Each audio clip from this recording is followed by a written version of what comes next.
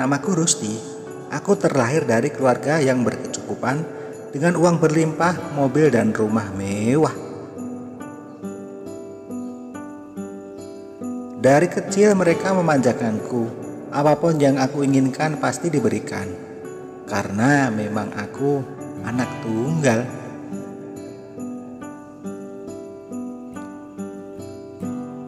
Ayahku memiliki beberapa perusahaan, sedangkan ibuku mengurusi beberapa butik dan salon kecantikannya.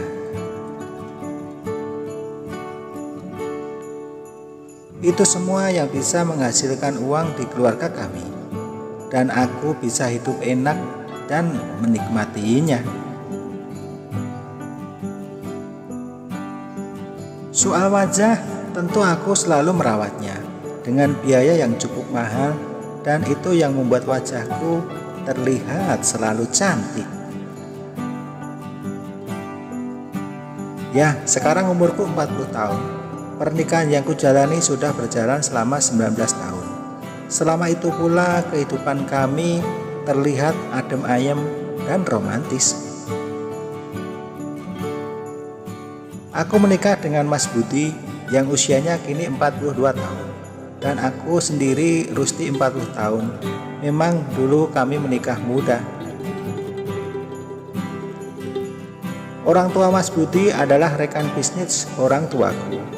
Dari sanalah kami berkenalan dan akhirnya menikah.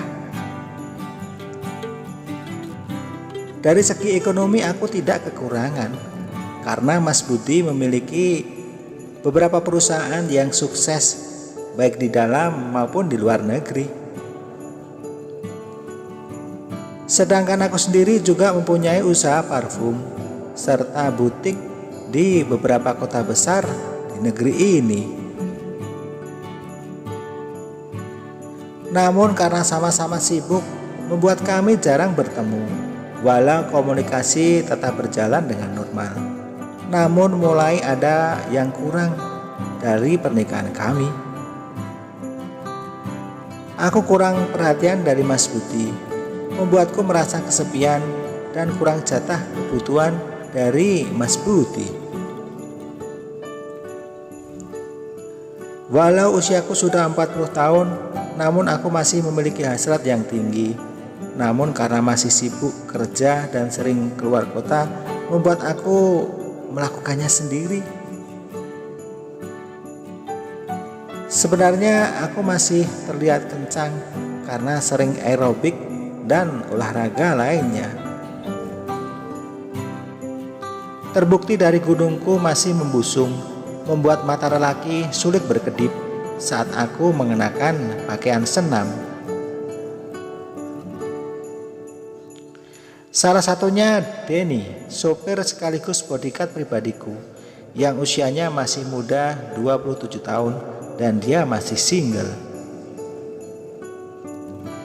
Denny memiliki wajah yang tampan ditambah badan tinggi kekar, menambah karisma dalam dirinya dan pesona bagi para wanita.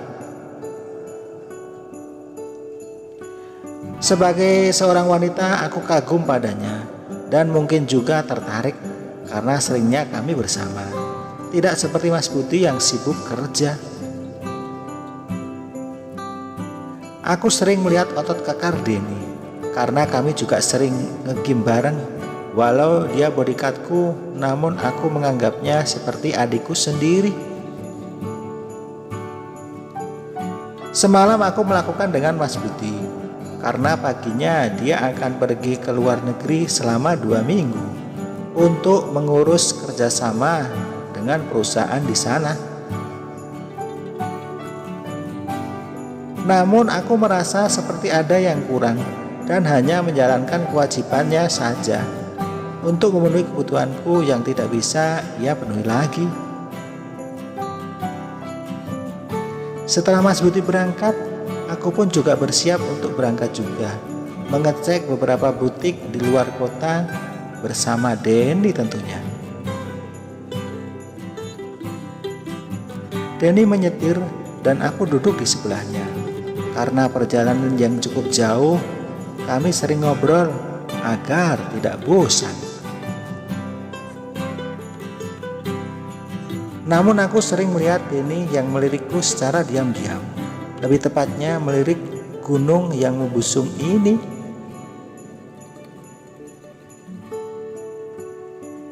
Saat itu aku hanya memakai kaos putih yang kututup dengan blazer hitam.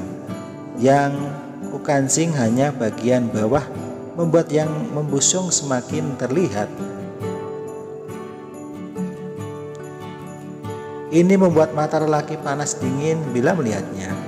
Namun bagi Denny pasti sudah terbiasa melihat semua ini. Sampai di tempat tujuan, aku langsung disibukkan dengan berbagai pekerjaan dan baru selesai malam harinya.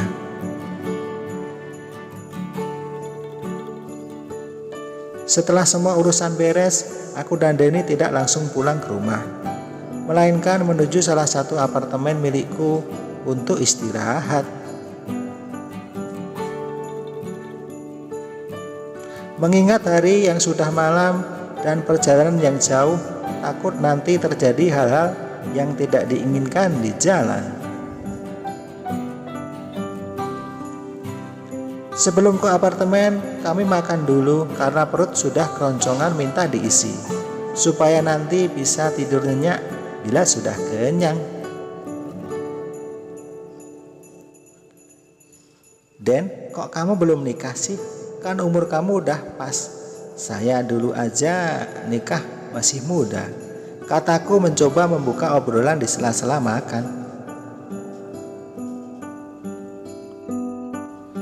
Belum ada yang mau sama aku kok Bu, katanya. Alah, bohong, orang kamu aja ganteng kok, gak ada yang mau. Memang tipe kamu seperti apa? Aku mulai kepo. Seperti ibu yang cantik dan aduhai, katanya. Entah mengapa aku tidak marah mendengar omongan barusan. Malahan aku tersanjung. Selesai makan, kami langsung menuju apartemen untuk istirahat. Karena besok jadwalku masih padat. Di perjalanan aku masih mengingat omongan Denny tadi. Dan aku malah membayangkan Denny yang memberikan jatah untuk kebutuhanku, yang tidak lagi bisa dipenuhi suamiku, Mas Budi. Lama-lama pikiranku menjadi kacau karena membayangkannya. Saat sampai, aku masuk dulu dan di belakangku Denny menyusul. Kurebahkan badanku di kasur karena begitu capek, dan kusuruh Denny untuk mandi dulu karena aku masih asik memainkan HP-ku. Namun saat sedang asik, tiba-tiba HP-ku kehabisan baterai dan aku lupa bawa cas. Lalu aku bangkit dan bertanya pada Denny yang masih mandi. Ternyata pintu kamar mandinya tidak tertutup rapat dan aku melihat pemandangan di dalam. Dan yang membuatku lebih terkejut adalah tongkat milik bodyguardku itu. Darahku berdesir melihatnya dan badanku kembali bergejolak setelah melihat pemandangan itu. Aku tidak jadi bertanya pada Denny dan memilih menunggunya keluar sambil membayangkan yang baru aku lihat, membuat pikiranku kemana-mana. Setelah menunggu akhirnya Denny keluar. Lalu aku bertanya tentang cas HP. Dia memberikannya sambil berdiri di depanku. Aku sempat melirik tongkatnya dan entah bisikan dari mana, aku langsung memeluknya. Denny membalasnya hingga akhirnya kami sama-sama melakukan. Dan aku sangat lega, sungguh luar biasa sekali. Malam ini ada Denny yang memberi aku kebutuhan yang aku inginkan selama ini. Hingga pagi kami masih bersama dan aku membatalkan semua urusanku hari ini hanya untuk kembali mencari kebutuhan dari Denny. Bahkan selama 2 minggu aku di apartemen dan juga selama itu pula Denny selalu memberiku kebutuhan untukku. Kini aku senang karena selain menjadi sopir dan bodyguardku, Denny juga memberi kebutuhan untukku.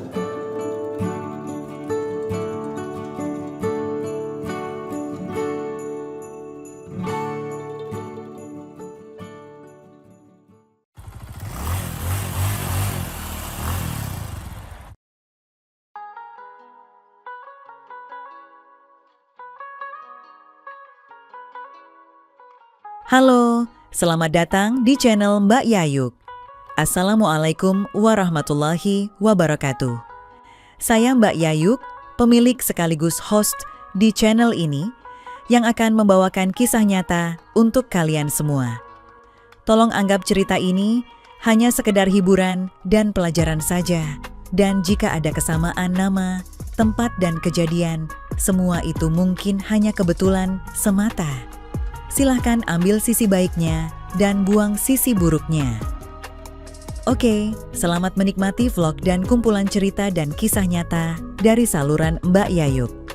Subscribe dulu biar sama-sama enak. Nah, sebelum mulai ceritanya, mari perkenalkan dengan tokoh utama dalam kisah ini, tapi semua nama akan disamarkan demi privasi. Dulu sebelum aku menjadi seorang sopir pribadi, aku pernah berpikir, apa sih enaknya menjadi sopir pribadi? Pada saat melihat sopir membukakan pintu bosnya, kala itu aku berpikir, kalau sopir itu tidak ubahnya seperti seorang pembantu juga, yang harus siap selalu membukakan pintu mobil, membawakan tasnya, dan lain-lain. Tetapi ternyata apa yang ada dalam pikiranku, itu salah besar guys. Setelah aku menjadi sopir pribadi, aku jadi tahu ternyata semuanya seperti sinetron guys. Seperti sinetron bagaimana? Ya karena ternyata kalau yang aku alami ini, kalau sedang di luar, aku memang harus tampak tunduk dan patuh. Tetapi kalau di rumah dan rumah, dalam keadaan sepi dan hanya berdua saja, dengan majikan perempuan aku berubah menjadi bak seorang majikan. Kok bisa? Ya dikarenakan ternyata majikan perempuanku itu sangat menyukai aku dan ternyata suaminya hanya mampu memberinya materi, tapi tidak dalam hal nafkah batin. Jadi terbukti nyata bahwa menjadi seorang sopir pribadi itu merupakan sebuah keberuntungan bagiku dan mungkin bagi semua sopir pribadi, hehehe.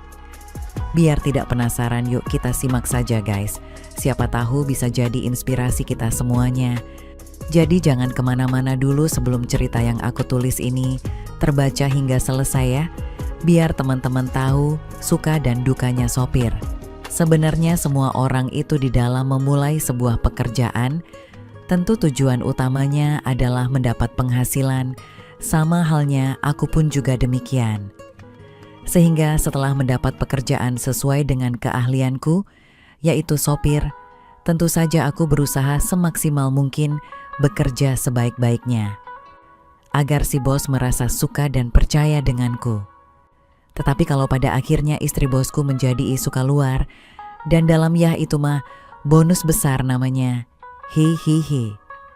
Dan ibarat kata, mana ada kucing dikasih ikan asin lari menjauh, yang pasti akan berlari dengan kencang mendekatkan. Sama seperti aku yang disuruh makan empal yang sangat lezat itu sebagai bonusku, tentulah aku tidak akan menyia-nyiakannya. Biasanya aku sering bepergian dengan bapak bosku itu untuk meninjau pabrik di wilayah lain, karena pabriknya memang ada banyak.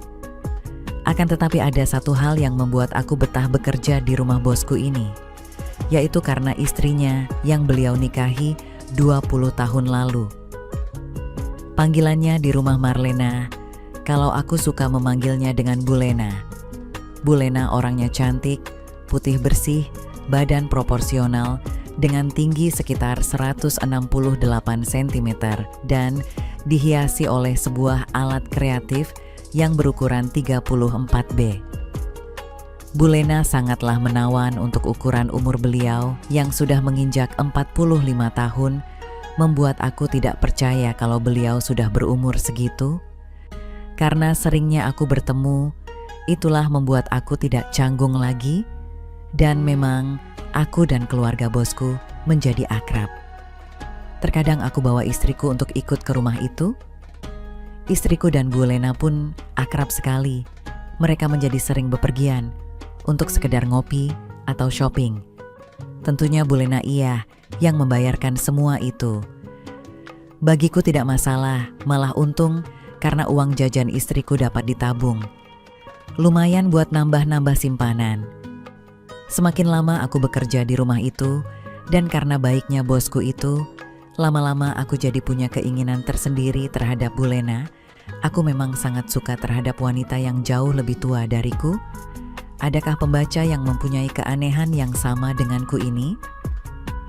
Lebih suka dengan daun-daun yang sudah agak tua, hehehe.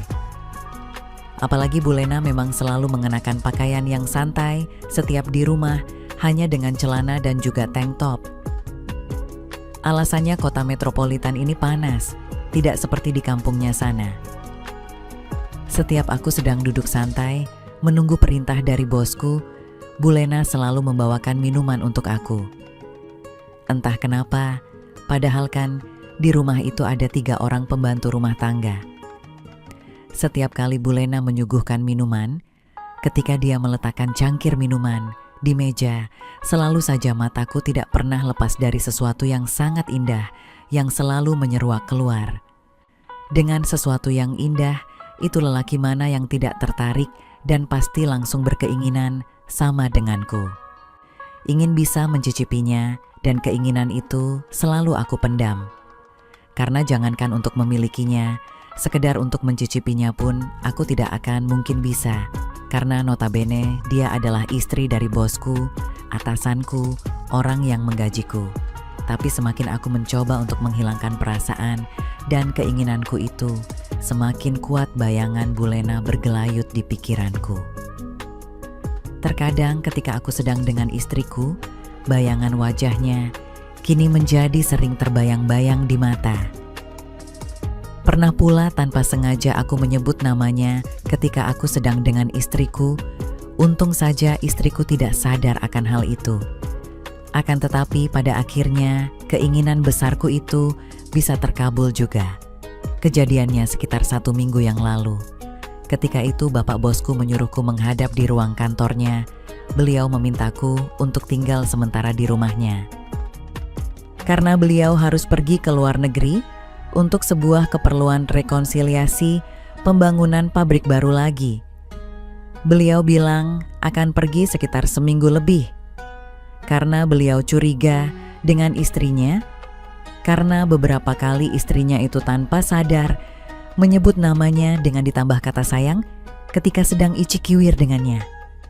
Padahal selama mereka berumah tangga, belum pernah sekalipun istrinya memanggilnya dengan kata sayang. Selama ini, Bu Lena selalu saja memanggil bosku dengan panggilan papa. Oleh karena itu bosku curiga kalau istrinya punya pacar atau bahkan mulai mencari daun muda. Inliah alasannya kenapa beliau menugaskanku untuk tinggal dulu di rumahnya supaya tidak timbul kecurigaan di mata istrinya. Karena walaupun aku hanya seorang sopir, aku memang sudah sangat dipercaya.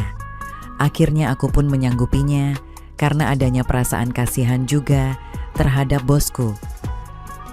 Walau dalam hati aku berharap kalau yang jadi pacar impian Bu Lena istri bosku itu adalah aku, hehehe. Hingga bosku pun berangkat ke luar negeri, aku yang mengantarkan beliau ke bandara.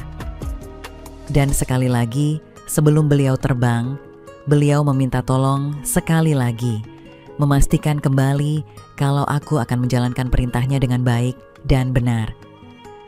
Aku pun kembali meyakinkan beliau untuk tidak perlu khawatir. Tenang saja Pak, saya pasti kerjakan semua yang Bapak tugaskan ke saya. Beliau tersenyum dan berkata, "Terima kasih, Apapun kebutuhan kamu selama kamu di rumah sudah saya persiapkan. Keesokan harinya dalam perjalananku menuju rumahnya, aku terus memikirkan kira-kira benar atau tidak kalau Bu Lena punya simpanan. Dan terselip dalam pikiranku, kalau saja benar beliau ingin punya pacar simpanan, aku pun sangat bersedia untuk menjadi pacarnya. Dan tiba-tiba, kembali bayangan wajah Bu Lena melintas dalam benakku. Dan tanpa sadar teman setiaku pun unjuk gigi. Setelah sampai di rumahnya, aku pun langsung beranjak menuju dapur. Aku memang sudah terbiasa di rumah bapak bosku ini, udah seperti rumah sendiri, dan bosku pun memang tidak pernah mempermasalahkan hal itu. Sesampainya di dapur, aku pun langsung membuat teh dan kemudian duduk di meja makan yang ada di sana. Sambil mengutak-atik handphoneku, sambil iseng-iseng nonton film yang ada di media sosial. Karena film yang aku tonton memang bagus, tidak menunggu waktu lama teman sejatiku pun unjuk gigi dan tanpa sadar aku pun kerja kreatif sendiri. Dan tanpa sepengetahuanku, ternyata Bu Lena sudah berdiri di belakangku sambil melihat layar handphoneku dari belakang. Dan dia pun menepuk bahuku sambil berkata, "Hayo lihat apaan sih? Kok asik bener sambil kerja mandiri segala." Bagaikan disambar petir, aku pun loncat dari kursi sehingga teh yang kutaruh di meja pun tumpah dan membasahi taplak meja makan. Bu Lena, bukan apa-apa, kok, jawabku dengan terbata-bata. Dan langsung aku mengambil lap dan melap tumpahan tehku. Bu Lena jadi tersenyum.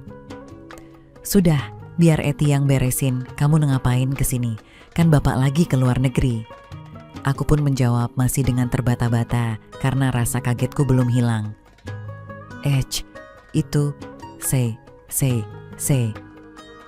Belum selesai aku bicara, Bu Lena berkata, "Kok pakai panggil say, segala sih, kayak ke pacarnya hihihi." Tampak deretan gigi yang putih bersih dan rapi ketika dia tertawa kecil itu. Bukan. Maksud saya mau bilang kalau saya disuruh bapak untuk tinggal sementara di sini. Siapa tahu Bu Lena ada perlu apa-apa, biar saya yang bantu.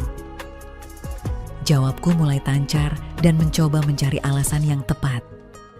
Ya sudah, kita ke ruang tengah saja yuk, biar ngobrolnya lebih enak.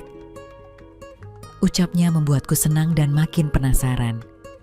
Aku pun mengikutinya dari belakang, tercium wangi parfum dari dirinya. Harumnya menusuk ke dalam rongga hidungku.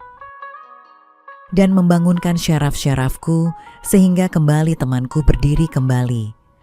Dan dari belakangnya, aku berjalan sambil memperhatikannya dengan seksama dari rambut sampai ke ujung kaki. Memang sangat enak kalau saja aku bisa mendapatkannya. Pikiranku memang sudah terlalu jauh karena setelah nonton film Pokemon tadi waktu di dapur. Ditambah dengan pemandangan yang sangat indah di depan mataku. Kami pun duduk di ruang tengah. Bu Lena duduk tepat di depanku. Dia duduk dengan kaki kiri ditumpukan di atas kaki kanannya. Pada saat dia hendak menaikkan kaki kirinya ke atas kaki kanannya itulah, dengan tidak sengaja kulihat ke arah yang sangat pas dan tampak pemandangan yang menakjubkan. Ya Tuhan, ternyata dia tidak memakainya. Tampak sekilas rumput Jepang menghiasinya. Tanpa sadar aku pun menelan ludah dan kembali mulai berpikir apa yang akan terjadi. Pada saat aku mengimajinasikan hal itu, Bu Lena membangunkanku dari lamunanku itu. "Hayo, lihat apa kamu? Pakai ngelamun segala." Aku pun bertambah gugup dan tidak tahu harus mengatakan apa. Itu, Bu itu." Bu Lena tersenyum dan tanpa aku sangka Bu Lena berpindah tempat dan duduk di sebelahku. Dia mendekatkan mukanya ke arah telingaku dan berbisik. "Kenapa gugup sih? Memangnya kamu lihat apa?" Nafasnya terasa berat dan berhembus di telingaku. Tidak ada reaksi apapun dariku, entah karena takut atau menahan, entahlah, akan tetapi yang pasti tubuhku terasa kaku. Aku pun mulai mengumpulkan keberanianku dan berkata, "Bu, saya takut, Bu Iin, ini tidak apa-apa, Bu." Tetapi bukannya menjawab, dia malah menarik tangannya dariku, kemudian dia berdiri tepat di depanku yang masih duduk terdiam. "Kenapa? Kamu tidak suka? Memang saya sudah tua ya buat kamu?" tanya Bu Lena. Aku pun menjawab, "Tidak Bu, cuma Bu Lena kan istri dari majikan saya dan Bapak sudah percaya sama saya Bu." Bu Lena tersenyum dan kembali berkata, "Tenang saja, Bapak kan tidak akan tahu. Lagian saya tahu kok kalau kamu suka memperhatikan Ibu." Kemudian Bu Lena tiba-tiba berjalan menuju dapur, sempat kebingungan juga aku dibuatnya. Belum selesai aku berpikir, Bu Lena sudah kembali ke posisi semula. Dia tersenyum dan berkata, "Saya sudah suruh Eti ke supermarket, sekarang tidak bakalan ada yang bisa ganggu kita," ucapnya sendu. "Sudah lama sekali saya menunggu kesempatan ini. Setiap malam saya selalu mengimajinasikan dan selalu memimpikan kamu," bisiknya. "Tapi saya ini hanya seorang sopir Bu," jawabku. "Sopir hanyalah pekerjaan, tetapi belum tentu tidak lebih hebat dari suamiku," jawabnya. Kulihat dia tersenyum dan kemudian mencifokku. "Sekarang buktikan bahwa benar apa mimpi saya itu." Lalu dia menarik tanganku. "Kita ke kamar yuk." Aku pun mengikutinya menuju kamar tidurnya. Kamar yang teramat mewah dan tampak tempat tidur yang sangat indah dan empuk pastinya. Dan segera saja aku melaksanakan perintah darinya dan aku benar-benar bisa membuktikan apa yang menjadi mimpi Bu Lena selama ini. Setelah semuanya berlalu dengan sangat sempurna, kami pun terdiam sejenak. Aku pun memberanikan diri untuk mengutarakan kenapa aku diminta Bapak untuk tinggal sementara di rumahnya. "Bu, sebenarnya Bapak merasa curiga sama Ibu." "Curiga gimana maksud kamu?" tanya dia penasaran sambil mengernyitkan keningnya. Aku kembali berkata, "Bapak curiga kalau Ibu punya simpanan, soalnya kata Bapak, selama ini Ibu belum pernah sebelumnya memanggilnya dengan kata sayang pada Bapak," jelasku padanya. Dan ternyata Bu Lena malah tertawa mendengar penjelasanku itu. "Ha, itu toh kirain apa? Sebenarnya Ibu malu, tapi sudah terlanjur, jadi selama ini memang Ibu tidak pernah manggil sayang pada Bapak. Tapi entah kapan mulainya, setiap Ibu dengan Bapak bayangan kamu selalu ada di pikiranku sayang." Jadi ternyata Bu Lena tidak punya pacar simpanan. Kemudian kami pun sepakat untuk terus melanjutkan hubungan kami ini. Sungguh aku merasa beruntung sekali bekerja menjadi sopir pribadi di rumahnya. Semenjak itu, uang pun semakin banyak aku dapatkan. Dan juga semakin banyak pengalaman baru bersama Bu Lena istri bosku itu. Bahkan pernah saat bapak bosku masih sarapan, Bu Lena minta kerja kreatif padaku. Tentu saja aku berkata, "Jangan Bu." "Jangan apa sayang?" "Jangan sampai tidak Bu." Dan tentu saja Bu Lena langsung memeyuku. Sungguh pengalaman yang sangat berkesan. Tamat. Oke teman-teman, segitu dulu kisah ini. Semoga teman semua bisa terhibur ya. Mohon maaf sebelumnya. Di sini tidak ada maksud untuk merusak moral. Tapi kita sebagai insan manusia yang penuh dosa, hanya ingin berbagi pengalaman saja yang tentunya kami tidak menyarankan hal ini untuk ditiru ya. Terima kasih karena sudah mau mendengarkan kisah nyata ini. Sekali lagi, ambil baiknya dan buang buruknya, dan semoga hal seperti ini tidak akan pernah terjadi kepada kalian semua. Dan semoga kita semua dilindungi dari mara bahaya. Amin ya Rabbal Alamin. Sekian dan terima kasih. Sampai ketemu lagi di cerita-cerita selanjutnya. Jangan lupa like, comment, share, dan subscribe.